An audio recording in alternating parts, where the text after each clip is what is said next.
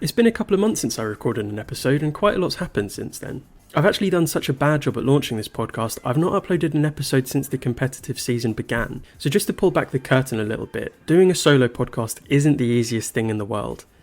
Unlike the Super Bayern podcast where the work was done by people smarter than me, I now do the research, record it, edit it, upload it, write it, promote everything myself, so it's never going to be entirely straightforward. But I've always loved talking about Bayern, so that's just what I'm going to keep doing. The other part of doing a podcast is finding the best topic to talk about. And so far for Bayern, the results have been okay.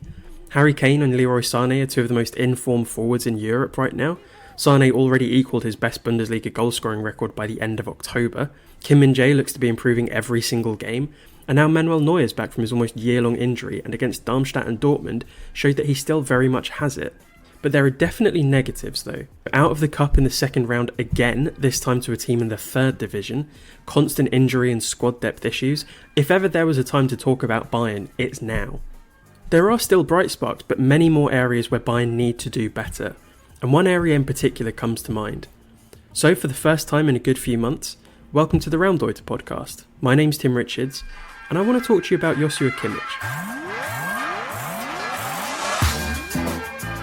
When I think of Joshua Kimmich, I see a player who should, by all accounts, be comfortably in the discussion for being the best midfielder in the world. While other players may score more, assist more, have better passing ranges, better defensive stats, he has a roundness to his profile that edges him ahead of some of his competitors. His world-class abilities as a right-back is what he has over someone like Kevin De Bruyne. His creativity in the attacking phases puts him ahead of Toni Kroos.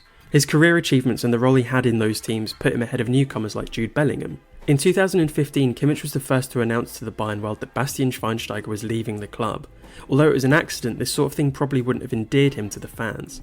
Very quickly though, it became obvious that Bayern's talismanic midfielder would not leave as significant a hole as expected, as Kimmich was more than happy to step up. Never shying away from a challenge, simply wanting to be involved however he can.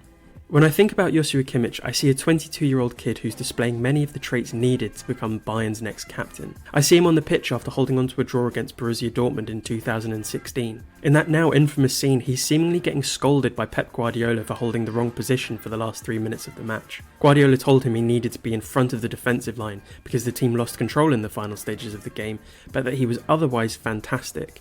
When I look at Joshua Kimmich, it's 7 years later and I see a 28-year-old man who I think has had his best years wasted.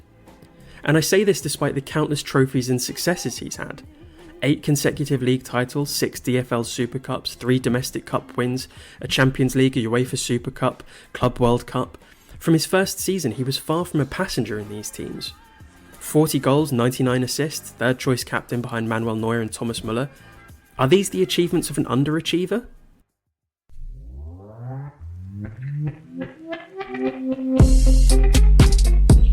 But I still can't help but feel that there should be more. If not in terms of trophies, then maybe in something slightly more intangible. Maybe it's a curse of being so good and so prominent from such a young age that whatever he achieves simply doesn't feel enough, much in the same way people talk about Wayne Rooney. This feeling that Kimmich has underachieved is a feeling that's been growing in the last few seasons, but it's really been amplified since the start of this year. I read a quote attributed to Johan Cruyff recently that was, "Playing football is simple, but playing simple football is the hardest thing there is." I don't think a turn of phrase has ever been more apt for a player than this.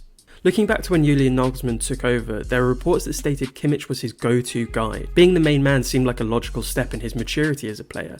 His contract extension and subsequent pay rise in 2021 all made sense. He was mid-20s and Bayern had a new manager who was set to carry the team forward for the next 5+ years, with Kimmich right in the middle of it all. But then that didn't happen.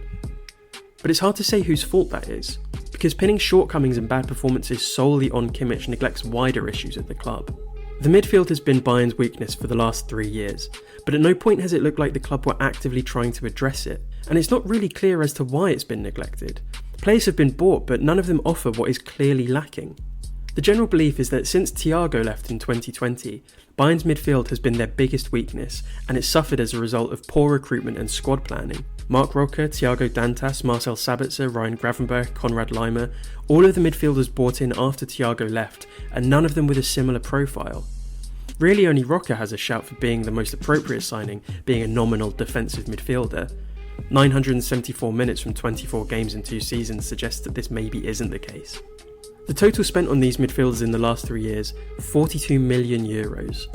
For context, this is how much Bayern spent on Corentin Tolisso, who was, by most measurements, one person, and was bought in when you could quite easily argue that he wasn't all that needed. There are a few questions to ask here. The first is, why have Bayern been so frugal with midfield purchases for the past 3 years, when 6 years ago they spent the same figure on one player? The other question is simply, why have Bayern continued to buy the wrong profiles year after year?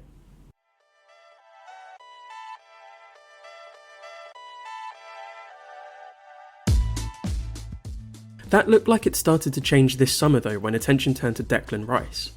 After Thomas Tuchel had stated his desire for a different profile in midfield, Rice was the name being mentioned the most. Whether you would call him a defensive midfielder or not, the fact is he is different to what was already at the club. Then efforts for João Paulinho started to pick up steam. After these reports started to circulate, there seemed to be a bit of a cloud over Kimmich, because while the coach was publicly calling for a defensive midfielder, or a 6, Kimmich responded with, "I'm a 6. And honestly, I get it. He does have many of the trademark abilities associated with a holding midfielder. He's aggressive, he has an excellent passing range, and for a player who always wants to be in the middle of the action, that is the position for him. For better or worse, I understand it. When I look at Kimmich, I can't help but think that some of the issues that we're seeing mirror those of Harry Maguire. I should be specific. Harry Maguire is, by all accounts, good enough to play for a team like Manchester United. But is he good enough to be the guy?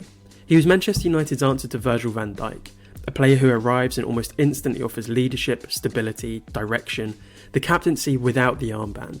But I've often felt that Maguire feels a need to be seen doing more. Not a need to do more, or even a need to do the right amount, but just be seen at least attempting it. There's one clip in particular I think of when I think of Harry Maguire. It involves him pulling his own teammate down in the penalty area before conceding to Spurs. If you've seen this clip, you'll know. The optics on it aren't great, but if I look at it without the view of Maguire's reputation, I kind of get it. I don't understand why he thought pulling Luke Shaw down just before he made a tackle would work, but the idea of it, the principle of what that represents, that I understand. There's another clip, this time of Kalidou Koulibaly playing for Napoli against PSG.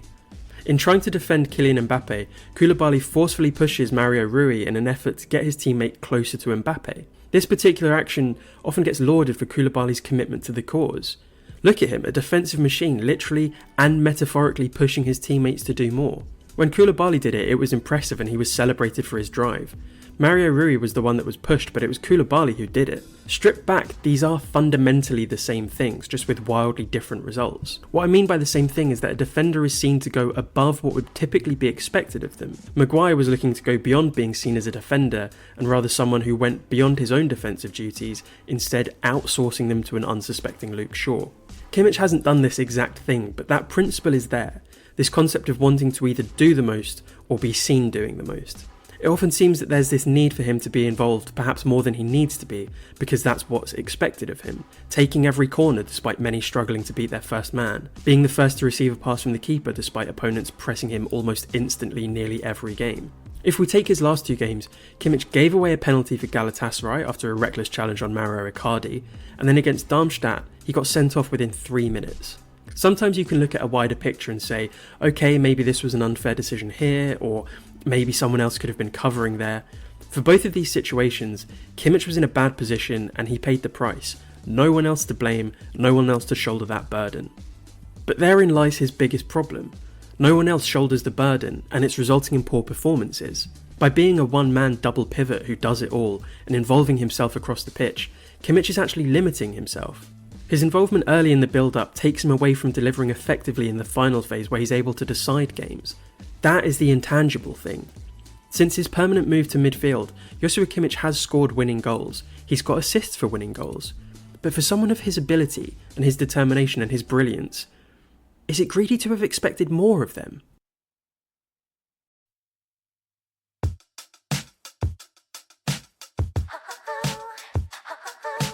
I don't think I'm alone in saying that the Kimmich that I want to see for Bayern is one that delivers a perfect cross from the right channel, progressing into that final third, getting assist after assist. The Kimmich that collects the ball from the keeper, turns to face the pitch and is far away from his best area, needs to change. Fundamentally, Kimmich needs to let go of the "I'm a 6" mentality and overcomplicating his game, and instead focus on getting back to basics. Johan Cruyff said that playing simple football is the hardest thing there is, But that is why Bayern fans took to Kimmich so quickly. He never shies away from a challenge. I don't know what the future looks like for Kimmich. Rumours of a move away from the club seem to be ramping up, constant reports linking him to Barcelona don't seem to be dying down. Realistically, Bayern will probably look to begin contract negotiations sometime in the new year, and there is still a good chance that he will stay. But as for what the future of Bayern's midfield looks like, I don't know. I've spoken before about how intrigued I am at the idea of Nicolas Dorsch returning to Bayern at the base of a midfield trio, along with Kimmich and Jamal Musiala, but that almost certainly won't happen. Bayern still seem to be linked with João Paulinho from Fulham, who they missed out on by minutes earlier in the season.